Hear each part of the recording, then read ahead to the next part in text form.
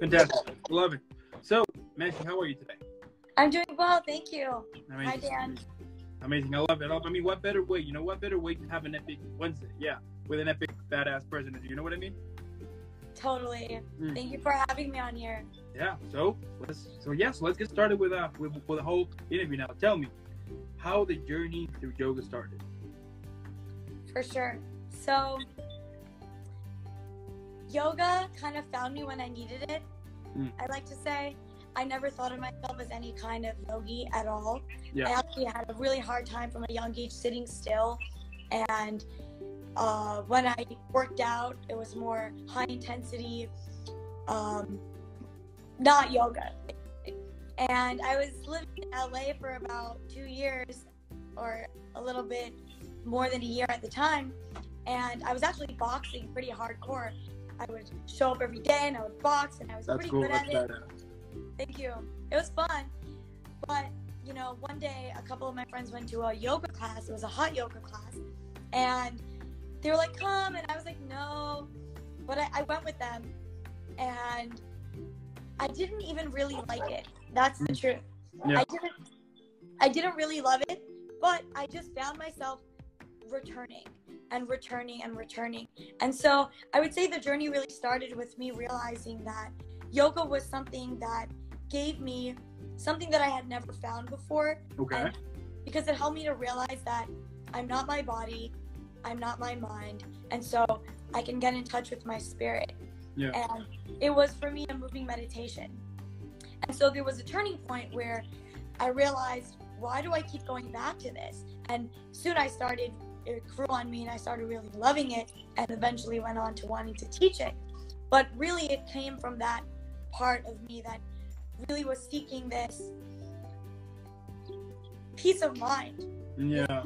This peace of mind. Yeah, absolutely. It is so interesting that sometimes the thing that you thought that might not be for you ended up being the thing for you. You know what I mean? 100%. I would have never thought this of myself, but here we are. I love it. I love it. And what were some of the challenges that you had when you were recently started with your yoga career? I mean, I think we all have them, right? Whenever we start something new, it tends to be a huge train wreck at first, right? So for you, what were some of those challenges? Well, I decided to teach yoga and had an amazing yoga training, but I never really thought that I would be doing it as much as I'm doing now. Okay. As a yoga brand and yoga company, and so passionate about bringing people together for movement. So I would say a challenge was after I finished my training, I was like, okay, what now? And as much as I loved teaching regular classes, I wanted something more, something a little different, something a little more fun. And so I wanted to make yoga and movement accessible for everybody. And so it's kind of evolved into the rap yoga, fun yoga, deep house yoga that I teach today. And I'm sure it'll still evolve a lot more. Yeah, absolutely. And you know what? Like the first time when I saw your profile and everything, and then I saw rap yoga, I instantly got my attention to it. I was like, how does that happen? I mean, I never heard of it. So tell me more about it, and also like how it all started, but at the same time, how you usually prepare before a rap yoga session. For sure. So, again, the best things in life, I think, aren't always planned. I never really planned to teach rap yoga or even thought of that. But as I was teaching my yoga classes and individuals, privates, big classes, and I wanted to switch it up a little bit. I felt like yoga is amazing, and again, I want to be conscious to respect the original yoga practice, which comes from India, which is completely different from the yoga that we practice today here in America. And so I just want to acknowledge that. And so when I realized that, honestly, what it is a way for people to get out of their heads, get out of their mind, take a break from their life, take a break from all of the worries and stresses. And it's really a meditation, but it's a moving meditation. So for people that have a lot of energy and hard for them to focus like me, it could be really helpful. So I've always loved words, poetry, words, rhyming, and I found myself naturally over time bridging the two, where as I would teach yoga and I would get into this flow state and it would just come out as this rhyming rap, and that was super fun. Yeah. And it felt more like an experience than just a regular yoga class. And then putting really fun music with it and making it into a vibe so that people that wouldn't necessarily think of themselves as yogis can now enjoy it and have a great time. Yeah, and can rap. Yeah. That is cool. That is so cool. And like, what do you think that it's one of the reasons why yoga is important? I can't speak for everybody, but I know for me, in my opinion, everybody needs something, some way of getting out of their head, getting into their body, and recognizing that there's so much more than their body or their mind, tuning into their spirit. And that's what yoga does for me. So even to this day, if I'm feeling anxious, if I want to move through some emotion, the first thing I do is find myself on my mat, and always it just shifts my frequency. So that's reason number one, because right, it's like it's a getting into the meditative state in a way that's just not sitting or lying down, so it's a little more involved in that. Secondly, I found yoga to be an analogy for all of life. Everything that we practice on the mat is a metaphor for everything that we experience in real life. Right? Like, for example, in getting into poses that are challenging or uncomfortable, and then sticking with it and going a little further, staying with things when things get tough. That's a metaphor for life, right? Because we're faced with times when we feel uncomfortable, when things get tough and we want to just go, but that staying power. And that's just one analogy, like pushing yourself past your comfort zone. Becoming more flexible, more adaptable. All of these things that we practice on our mat translates into the rest of our lives. And so I always say that during a yoga class, it's like, this is easy. This is the easy part. It's life that's challenging. It's life that we need to practice the real yoga. And that's what yoga really symbolizes to me. It's a way of being, a way of interacting with self. Yeah. A third thing is that I've found that our physical body is the most dense energy that we play with in life, right? It's like, it's the most tangible. We live in this physical reality, in this physical body. And then we have our mind, which is less tangible. And we have the spirit realm, which is even less tangible.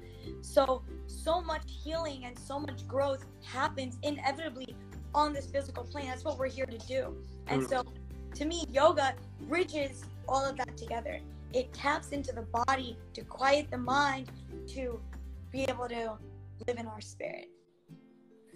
I love that. I love it. Yeah. I wish more people who teach yoga or meditate would have like the same mindset that you have. That's for sure. Thank you. I love it. Now, tell me about the Liberate experience. Tell me about it. Sure. So, along with everything that I just spoke about, another thing I'm really passionate about is community and gathering people together and having people come together in meaningful ways, not just a party where everyone gets drunk and then doesn't remember anything the next day, doesn't make any meaningful connection. So real meaningful connections and community, a place to belong, because I've experienced firsthand this feeling of not feeling like I belonged anywhere, feeling a little lost. And so creating a space, a place for people to come, feel at home, be accepted for who they are, that is something I'm really passionate about. And so Liberate Experience is this community, this movement that is founded on these principles, making movement and healing arts accessible to everybody and bringing community together in wholesome and meaningful ways.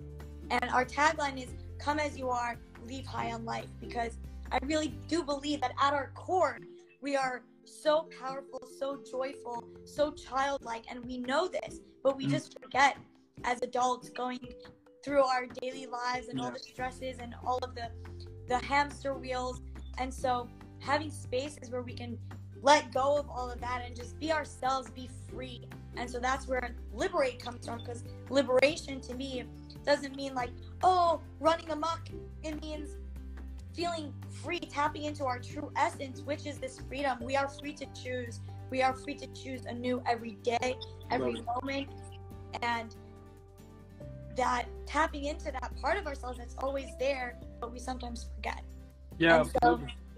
Absolutely. Yeah, you're right. I think that that hamster wheel or that routine eventually can kill you. You know, I do understand that, and yeah, absolutely. I mean, sometimes you will focus either too much on your work that you tend to forget about yourself. I mean, when I say yourself, it's not like you need to buy like new clothes or things like that, or on the inside. You know, I mean, I think we all met people that from the outside they look amazing, but from the inside they're totally rotten. Either because they focus too much on one thing and they forget about like the 10 more issues about in the mind, things like that. So that's really cool. The fact that you want to achieve that you want to kind of that you want to give a hand to to people that really need, you know, like that moment, that space to kind of liberate from all of the stress going. So yeah. And movement is medicine, you know, like for mental health, for physical health, but specific for spiritual health, but for sure for mental health. There's something about changing your state, about movement, about the yoga practice, but this goes for all movement, dancing, whatever resonates with you, that is just so healing, because again, it allows us to alchemize energy, allows us to alchemize emotions, negative experiences, and transmute them into power, into joy, into whatever it is that we desire. I love it. Now, tell me, what are some of the things that we can expect this Cinco de Mayo? Tell me about it. So it's going to be really fun. I'm really excited. That's an event that we're doing tomorrow in Malibu. And I really love looking at the dates that my events fall out on, because I usually do them on Thursdays, sometimes other days, but tomorrow happens to be 5/5 and Cinco de Mayo, the 5th of May. And so when things coincide like that, I like to take that opportunity to honor whatever it is that is going on on that day. So for Cinco de Mayo, we'll be honoring Mexican culture and Spanish culture with music, with food, we'll have a salsa bachata class. And it's funny because after looking into it, people have told me that actually it's a very American holiday. Like nobody in Mexico actually really celebrates that. But yeah, I know. I mean, it's so the story goes that Cinco de Mayo happened in this. The Cinco de Mayo is like a celebration for this fight against the French people in a city called Puebla. I'm actually from that city, and yeah, like basically it was kind of interesting because Cinco de Mayo, they're like celebrating that they won the fight, but they ended up losing the war. So that was, you know, kind of fun thing. And then when we realized, for example, that more and more people, they will start to celebrate that, and even the people in America will think that it's kind of like our national tradition, which is kind of is. But to be honest, to me, I don't feel like very proud to celebrate a fight that at the end we lost the war. You know what I mean? So yeah. But at the same time, I get it, and it's fun, and I do understand that sometimes people want to embrace that and want to have fun, stuff like that, and especially in Mexican culture, in our culture, I mean, we do like to have parties and celebrate, and every now and then when we can, you know. So that is really cool that you want to put like a lot of stuff here and there. I mean, I think at the end of the day, it's a party. So I mean, who wouldn't like a party? And especially as a Mexican, who wouldn't like a good party, you know, with some good music here and there, you know what I mean? So yeah. Totally. And that's what I realized too. It's like life can be celebrated. We forget to celebrate the little things. And so if there's anyways going to be a celebration going on, people are going to be celebrating. Yeah. Why not make that even more fun and tap into that celebration? And life really is a ceremony if you make it that way. There you go. Also, it's 5/5, right? May 5th. And 5 is a special number to me. I like numerology a lot. And 5 is a symbol of change, of encouragement to with assistance to make any shifts in your life. And so as we're moving through this eclipse and so much is shifting in the world at large, that's another thing that we'll be doing at this event. We'll be activating this 5-5 portal because, this, without putting too much weight on anything, on, it obviously means whatever it means to you, but why not, again, take advantage of this time energetically and use it to encourage ourselves, encourage each other, support each other in making whatever shifts are coming up for us individually and as a collective. Yeah, absolutely. I mean, at the end of the day, you will end up hitting 2 birds with 1 stone. Yeah. That is so cool. That is, it is one of the things that I do. I mean, that I find interesting about California, LA, and all of that. The fact that there's like so many things to do, like so many things you can find. Like there's always something new, something interesting that you can find, and that is so cool. And especially, for example, on your case here, I mean, I would have never thought the idea of rap yoga. I mean, like literally, it never crossed my mind. So the fact that you're making it happen, and you want to make it fun, make it interesting, make it like, what's the word of it, like fresh, like unique, something new, that is something amazing. And yeah, I just love it. I mean, I wish that I could be there. So I would say, like, I mean, you know what I mean? So but yeah, that's so cool. Thank you so much. Yeah, maybe we'll come to Mexico. You can have, that would be cool.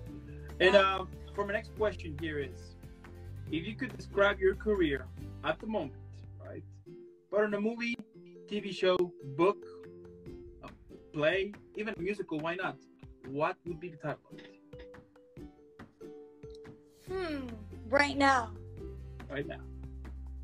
Let's say Netflix tells you, you know what, we're going to make a movie on your career, but we need a title right now. For HBO. Yeah, So, like something that doesn't exist or something that does exist? Something that doesn't exist. That does. Doesn't. Doesn't. Yeah. Doesn't.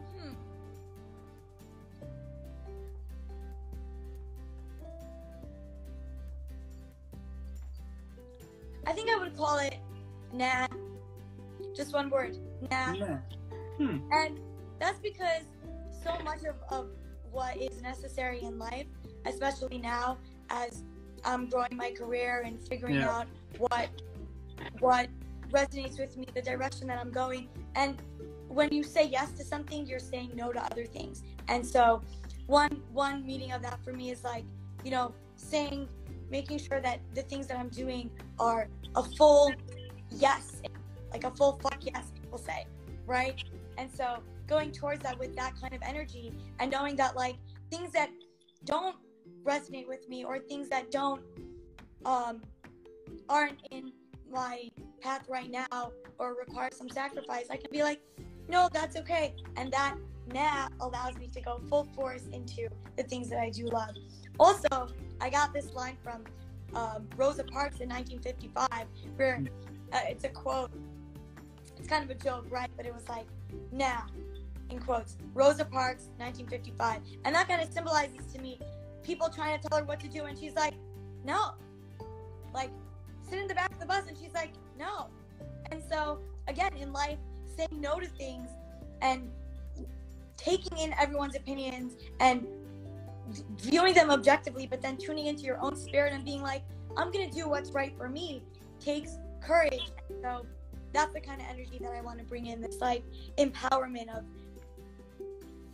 ultimately we all follow our inner guidance and trusting that, and God and the universe too. Wow. What about describing your career, but this time on a drink or a meal? Which one would you pick?